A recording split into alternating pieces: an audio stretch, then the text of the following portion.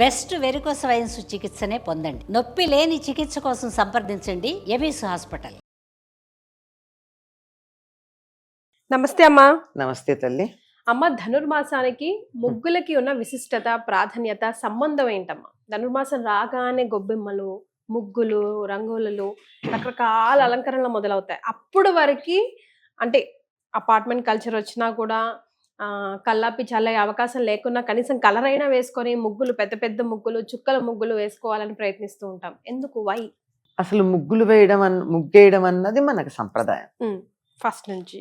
ఎంత వాన పడుతూ ఉన్నా మనం ముగ్గేస్తే వానలో కొట్టుకుపోతుందన్నా 2 కర్రలన్నా ఇలా ముగ్గు గీస్తాం. అవునమ్మా.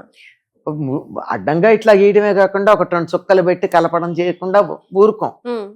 ఎందుకంటే ముగ్గు అలవాటు పోకూడదు, అది ఒక సంప్రదాయం. ప్రతి సంప్రదాయానికి వెనకాల ఒక శాస్త్రీయమైనటువంటి కారణం ఉంది. లేకుండా మన సంప్రదాయాలు ఏమీ లేవు. ఈ ముగ్గు దేంతో వేసేవాళ్ళు అంటే పూర్వం గుల్ల ముగ్గుతో వేసేవారు. గుల్ల ముగ్గు ఎటువంటి క్రిమి కీటకాలని రానిచ్చేది కదా, ఘాటుగా ఉండేది. ఇప్పుడు అంత ఘాటైన గుల్ల ముగ్గు కూడా మనకు కనపడడం కష్టమే. తర్వాత బియ్యం పిండి వచ్చింది, ఇప్పుడు అది కూడా. అది అందులో ఏంటంటే తులసి దగ్గర మాత్రమే బియ్య పిండితో వేసేవారు. ఎందుకంటే తులసి చుట్టూతా బియ్య పిండితో వేస్తే చీమలు తిని పెడతాయి అని. గుల్ల ముగ్గులో గనక బియ్య పిండి కలిపితే ముగ్గు బాగా వస్తుందే గాని చీమలు తినవు. ఆ ఘాటుకి చీమలు తినడం కోసం దేవుడి దగ్గర, తులసి కోట దగ్గర వాటి కోసం మాత్రమే ఉండేటట్టుగా బియ్య పిండితో వేసేవారు. మిగిలిందంతా గుల్ల ముగ్గుతో వేసేవారు. ఇలా వేయడం వల్ల ఏమవుతుంటే బయట నుంచి వచ్చేటటువంటి క్రిమి కీటకాదులు లోపలికి రాకుండా అడ్డుకునేవి. అవి దానికి అంత ఘాటు ఉండేది. ఆ గుల్ల ముగ్గుతో గనక ముగ్గిలా వేస్తే చాలా మందికి సున్నితంగా ఉన్న చేతులు గనక ఉన్నట్టయితే చేతులు ఎర్రబడిపోయి మండిపోయేవి, అంత ఘాటుగా ఉండేది. అలా ఉండటం వల్ల ఏం జరుగుతుందంటే మనకు బారు. ఇదే ఋతువులో ఎందుకు వేస్తారు ప్రత్యేకంగా అంటే వరి పొలాలన్నీ, పంటలన్నీ ఒక స్థాయికి వచ్చేస్తాయి, కోతలు అయిపోతాయి. ఆ పొలాల్లో అప్పటిదాకా ఆశ్రయించుకుని ఆ నీళ్లల్లో, తడిలో ఉన్నటువంటి ఆ చిన్న చిన్న క్రిములు, చిన్న చిన్న పురుగులు, రకరకాల పురుగులు వస్తాయి. కనిపించవు, అసలు కంటికి చాలా ఉంటాయి. ఇవన్నీ ఏమిటంటే ఊళ్ళోకి వచ్చేస్తాయి. అంటే ఇప్పట్లాగా పెద్ద మహానగరాలయ్యి పంట పొలం చూడాలంటే 40-50 కిలోమీటర్లు ప్రయాణం చేసి పెడితే తప్ప పొలం అన్నది తెలియని పరిస్థితిలో ఉన్నాం కదా మనం. ఇప్పుడు అట్లా కాకుండా పూర్వం ఎట్లా ఉండేదంటే ఈ గ్రామంలో ఈ చివర ఉందనుకోండి ఇల్లు, ఆ ఇంటికి ఒక 100 గజాలు పెడితే చాలు, అక్కడ పొలాలు కనపడుతూ ఉండేవి. అందరికీ వాళ్ళ పొలాల్లో ఇళ్ళు ఉండేవి. అట్లా కొంచెం దూరంగా ఉన్న లోపలికైనా వచ్చేస్తాయి.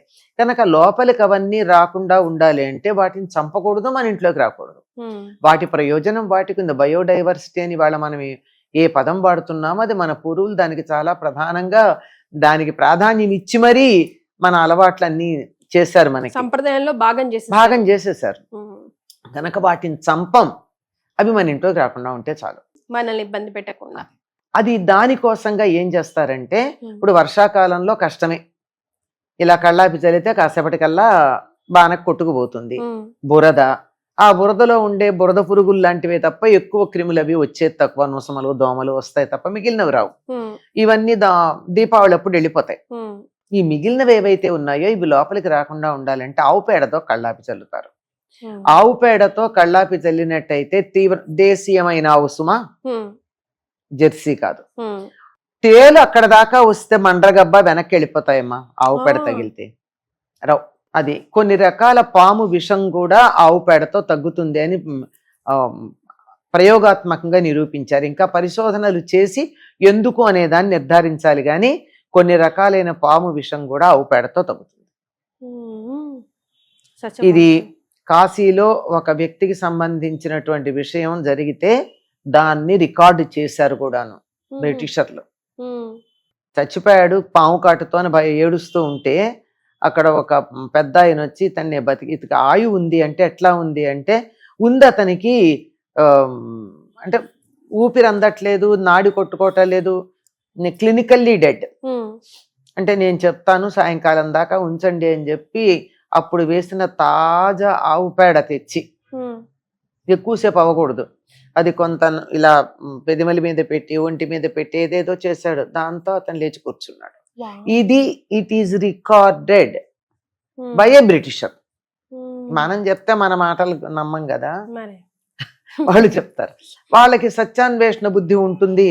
ఒక పక్కన భారతీయులంటే ఎంత చులకన భావం ఉన్నా సత్యాన్వేషణ బానే ఉంది కనుక ఆవు పేడకు ఆ శక్తి ఉంది. ఆ కారణంగా ఆవు పేడతో కళ్ళాపి జల్లి లోపలికి ఏమీ రాకుండా, ఒకవేళ ఏదైనా తప్పిదారి లోపలికి వచ్చినా ఈ ముగ్గు ఘాటుగా ఆగిపోతాయి. ఇది మనం చూస్తూనే ఉంటాం. ఈ మధ్య కొంచెం తగ్గింది, కానీ కొద్ది రోజుల క్రితం దాకా ఈ స్లమ్ ఏరియాస్ లో మున్సిపాలిటీ వాళ్ళు గుల్ల ముగ్గు కుడుతూ ఉంటారు తెల్లగా, చాలా అసహ్యంగా ప్యాచెస్ గా. అవునమ్మా. అట్లా కాకుండా దాన్ని కూడా కళాత్మకంగా తీర్చిదిద్దారు మన వాళ్ళు ముగ్గులు వేయడం. ఈ ముగ్గుల్లో అద్భుతమైనటువంటి అంతరిక్ష విజ్ఞానం ఉంది. అమ్మా ఈ ధనుర్మాసంలో ఎక్కువగా ధనుర్మాసం పాటించే వాళ్ళందరూ శ్రీ వైష్ణవ సంప్రదాయానికి చెందినవారు. అన్ని విష్ణువుకు సంబంధించిన విశేషాలు ఎన్నో ఉంటాయి మనకి ఇందులో. ఒకటి చేప ముగ్గు అని వేస్తారు, విన్నారా మీరు? అది ప్రత్యేకంగా గీతలతో ఉంటుంది. ఇట్లా గీతలు గీసి వాటిని ఇలా ఉంటే ఇలా చేపలు వాటి మొప్పలతో ఇలా విప్పిన మొప్పలు కలిగినటువంటి చేపలాగా ఉండే ముగ్గు. తర్వాత ఇంకోటి తాబేలు ముగ్గేస్తారు కదా. మారేడు, చేప, తాబేలు విష్ణుమూర్తి అవతారాలు. ఏ మిగిలిన జంతువులు ఎందుకు వేరు? ఏనుగు ముగ్గేరుగా. ఇప్పుడు మనం వేస్తున్నాం గాని సంప్రదాయకమైన ముగ్గుల్లో లేదు. చుక్కలు అవి పెట్టి ఇలా గీతలు గీసి కలిపే వాటిల్లో లేదు. మన డిజైన్ లాగా వెయ్యాలేమో గాని ఇలా గీతలు గీసి వేసేటువంటి వాటిల్లో లేదు. అలాగే పాలవెల్లి, మల్లెపందిరి ఇలాంటివన్నీ, ఇవన్నీ కూడా మనకి విష్ణుమూర్తి యొక్క అవతారాల గురించి తెలియచెప్తాయి. ఒక ముగ్గు పేరు పద్మం, ఒక ముగ్గు పేరు నాగబంధం, మారేడు దళం పేరు విన్నారా? మారేడు దళం ముగ్గు పేరు మారేడు దళం, దాని పేరు. ఈ ముగ్గులు ఎంత అద్భుతంగా ఉంటాయంటే ఆ ముగ్గు కార్తీక మాసం అంతా మేము ఎందుకో మారేడు దళం వేయడానికి ఇష్టపడుతూ ఉంటాం. మారేడు దళం షేప్ లో ఉంటుంది. అలా ఉండదు, ఇట్లా పెట్టేసి గీతలు గీసి ఇట్లా కలుపుతారన్నమాట. ఇట్లా ఇట్లా ముగ్గులు వేయడం ఇప్పుడైతే పెద్దగా వెయ్యట్లేదు, కానీ అయినా సిమెంట్ మీద చాక్ పీసులతో వేయడమే గాని ఇలా వేయడం ఉండదు కదా. మా చిన్నప్పుడైతే మాది చాలా పెద్ద పెరడు, ఈ స్టూడియో కన్నా పెద్ద పెరడు ఉండేది. సాయంకాలం 4ంటికే మాకు పాలేరు నీళ్లు చల్లాలి. సాయంకాలం చల్లకపోతే మేమే చల్లేసి అంతా రెడీ పెట్టేసుకుని సాయంకాలం 6-6:30 లోపల భోజనం చేసి ముగ్గు వేయడం మొదలు పెడితే రాత్రి 11-12 అయ్యేది. పెరడంతా కలిపి ఈ ధనుర్మాసంలో అంటే మొత్తం అంతా కలపాలంటే కొన్ని ముగ్గులు ఉంటాయి కదా. ఇప్పుడు మల్లెపందిరి లాంటి ముగ్గులు ఉన్నాయి. మల్లెపందిరి ముగ్గు దేనికది మల్లెపందిరి ఒకటి వేసి ఊరుకోవచ్చు, కానీ దాన్ని కలపడానికి ఒక పద్ధతి ఉంది. ఎన్ని పందిళ్ళలో ఇలా ఒకదాని తర్వాత ఒకటి, ఒకదాని తర్వాత ఒకదాని తర్వాత ఒకటి కలుస్తాయి. ఇట్లా కలుపుకుంటూ వెళ్ళిపోవడం అన్నది ముందర ఒకసారి చూసుకుని, అంటే మొదట్లో అట్లా చూసుకుని వేసేవాళ్ళం. తర్వాత అలవాటు అయిపోయింది. ఎంత పర్ఫెక్ట్ గా అంటే జామెట్రికల్ దాంతో అన్ని పెట్టుకుని వేసినట్టు ఉండేది. మొత్తం అంతా కలుపుకుంటూ 11-12 అయిన రోజులు కూడా ఉన్నాయి. జలుబు చేస్తుంది అని అంటూ ఉంటే చిన్న పిల్లలం కదా, చలి జలుబు అట్లాంటివి మనకి పెద్దగా పట్టవు ఆ రోజుల్లో. కాదమ్మా, అది ఏం చెప్తా, పిల్లలకి పీటకోళ్ళకి చలి ఉండదని ఒక సామెత ఉంది. అంచేత తర్వాత అక్కడి నుంచి వచ్చేసిన తర్వాత ఇక్కడ ఎంతవరకు ఉంటే అంతవరకే. మనం చాక్ పీసులతో వాటిలతో వేస్తున్నాం కానీ దీంతో వేసేది లేదు కదా. దీంతో వేస్తే మన ఇళ్లలోకి చెప్పులతో గుమ్మంలోకి లోపలికి ముగ్గు వస్తుంది. ఇలాంటి వాటిల్లో ఇవి ఒకటి ఉండడంతో పాటుగా మనకు అంతరిక్ష విజ్ఞానం కూడా ఉంది ఇందులో. ఇప్పుడు పురాణ విజ్ఞానం ఉందని చెప్పాను కదా ముగ్గుల్లో, అలాగే అంతరిక్ష విజ్ఞానం ఉంది. స్వర్గద్వారాలు ముందు రోజేమో స్వర్గద్వారాలు మూసుకుపోయినట్టుగా ముగ్గు వేస్తాం. వైకుంఠ ఏకాదశి నాడు స్వర్గద్వారాలు తెరుచుకున్నట్టుగా ముగ్గు వేస్తాం. ఆ ముగ్గులోనే ఉంటుంది అది. ఇలా గడులుగా వచ్చి ఈ కలిపి ఉంటాయి అన్నమాట. ముందు రోజు వేసేది వైకుంఠ ఏకాదశి నాడు విడదీస్తుంటాయి. అంటే తలుపులు తెరుచుకుంటాయి, ఒక ద్వారంలోంచి ఒక ద్వారంలోకి, ఒక ద్వారంలోంచి ఒక ద్వారంలోకి రావడం. ఇది మనకి మన పండగ వ్యవహారం తెలిసింది కదా. అలాగే సంక్రాంతి నాడు రథం ముగ్గేస్తాం, కనుమ నాడు. సంక్రాంతి నాడు వేసేటటువంటి ముగ్గు ఇంట్లోకి వస్తున్నట్టుగా రథం యొక్క పైభాగం ఇంట్లోకి వస్తున్నట్టు ఉంటుంది. కనుమ నాడు రథంది బయటికి వెళ్తున్నట్టు ఉంటుంది. అంటే సూర్యరథం యొక్క గతి మారింది ఆ రోజు. దక్షిణాయనం వెళ్ళి ఉత్తరాయణం వస్తోంది. అంటే ముగ్గుల్లోనే ఉత్తరాయణాన్ని దక్షిణాయనాన్ని చూపిస్తున్నాం కదా. ఇవాళ ఈ ముగ్గు వేయాలని పిల్లలకి చెప్తే ఎందుకు అన్న తర్వాత తెలుసుకున్నా, ముందు మాత్రం వాళ్ళ ఇంట్లోకి రథం వస్తున్నట్టు వేయాలి, వాళ్ళ బయటికి రథం వెళ్తున్నట్టు వేయాలి అని వేస్తే సూర్యరథం యొక్క గతి మారింది అన్న సంగతి తెలుస్తోంది.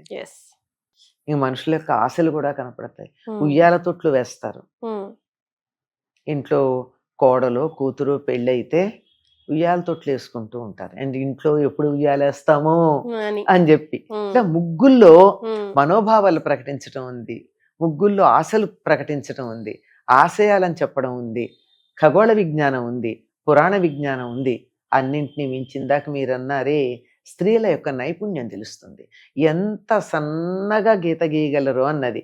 ముగ్గిలా పోసినట్టు కాకుండా ఇలా ఈ వేళ్ల మధ్య పట్టుకుని ఇట్లా వేస్తే సన్నగా దారంలాగా రావాలి గీత. పెట్టే చుక్కలు ఒకదాని పక్కన ఒకటి చుక్కలు పెడుతూ ఉంటే కొలతలు ఏం పెట్టుకోరు, ఏవి లెక్కలు పెట్టుకుని మెజర్మెంట్స్ టేపులు ఏముండవు, కానీ ఎక్కడా వంకర రాదు. ఆ ముగ్గులు చుక్కలు పెట్టే దాంట్లో కూడా ఎంత పర్ఫెక్ట్ గా వస్తుందంటే అలా కొలిచి పెట్టినట్టే ఉంటుంది. అంటే వాళ్ళు చెయ్యి ఎత్తి ఇలా చెయ్యి పెట్టి ఇలా పెట్టేటప్పుడు ఆ మెజర్మెంట్ వాళ్ళకి చేతికి తెలిసిపోతుంది. అంచేత నైపుణ్యం, ఈ ఎంత నీట్ గా సన్నగా గీత గీయడం, ఆ మెలిక తిప్పడం, ఆ తిప్పితే చేతిలో ఉన్న ముగ్గు అయిపోయాక మళ్ళీ ముగ్గు తీసుకుని కలిపితే కలిపింది కనపడకూడదు. అవునమ్మా, కొందరు అసలు భలేగా వేస్తారు. అసలు ఇలా తీగ ఎక్కడ ఆపాము అన్నది కనపడకూడదు. మనకి ఇప్పుడు రేఖా చిత్రాల్లో వాళ్ళకి ఫస్ట్ టెస్ట్ ఎక్కడ ఉంటుందంటే పెన్ను ఎత్తారా అన్నది లెక్క. పెన్ను ఎత్తి మళ్ళీ కలిపి రాశారంటే సెకండ్ మార్కులు పోయినాయి. ఇక్కడ పెన్ను పేపర్ మీద పెట్టారంటే అయ్యేదాకా పెన్ను ఎక్కడ ఆగకుండా ఇలా పెడితేనే ఫుల్ మార్క్స్ పడతాయి. అలాగే ఎంబ్రాయిడరీ చేసేటప్పుడు దారం అయిపోయాక మళ్ళీ దారం పెడతాం కదా, ఆ దారం ఎక్కడైపోయిందో ఈ దారం ఎక్కడికి వచ్చిందో కనపడకుండా చెయ్యాలి.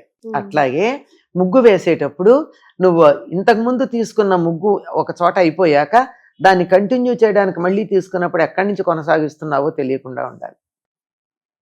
ఇది అంటే జామెట్రీ పర్ఫెక్ట్ గా ఉండాలి, కొలతలు పర్ఫెక్ట్ గా ఉండాలి, తక్కువ ముగ్గే పడి సన్నని గీత రావాలి, అది అతుకులు బొంతగా ఉండకూడదు, ఏదో ఒక విజ్ఞానాన్ని అందులో తెలియజెప్పాలి. ఇన్ని విషయాలు ఇందులో ఉండడంతో ఇది మానసికమైనటువంటి ఎక్సర్సైజ్ పర్ఫెక్షన్. ఇదంతా శారీరకంగా వంగి అంతసేపు చేస్తున్నారు అంటే ఎంత గొప్ప ఎక్సర్సైజ్ అమ్మా. అట్లాంటి వాళ్ళకి పొట్ట ఉండమంటే ఉంటుందా? జిమ్ములకు వెళ్ళాలా వాళ్ళు? గమ్మును ఉంటే చాలు కదా. అవునమ్మా, అసలు భలే ఎక్సర్సైజ్. అది దాంతో ఈ మోకాళ్ళు బలిష్టంగా తయారవుతాయి. అలా ఉంగి వేస్తారు కదా, పాదాలు బాగా తయారవుతాయి, పొత్తి కడుపు లోపలికి వెళ్ళిపోతుంది, నడుము మంచి ఎక్సర్సైజ్ అయింది కనుక నడుముకి ఎక్సర్సైజ్ ఉంటుంది. తర్వాత ఇలా చూస్తూ వేస్తారు. కంటికి ఎంత గొప్ప ఎక్సర్సైజ్. అన్ని విధాలుగా అనమాట. ముగ్గు వెనకాల అంత రహస్యం. కొంతమంది పసుపు కుంకుమ వేస్తారమ్మా. వాకిట్లో ముగ్గుకి పసుపు కుంకుమ వేయొచ్చునా? తొక్కకుండా ఉంటే వెయ్యాలమ్మా. పసుపుని కుంకాన్ని తొక్కచ్చా? అదే కదా, తొక్కకూడదు. దాన్ని బట్టి చెప్పండి. చాలా సంతోషం అమ్మా, ధన్యవాదాలు.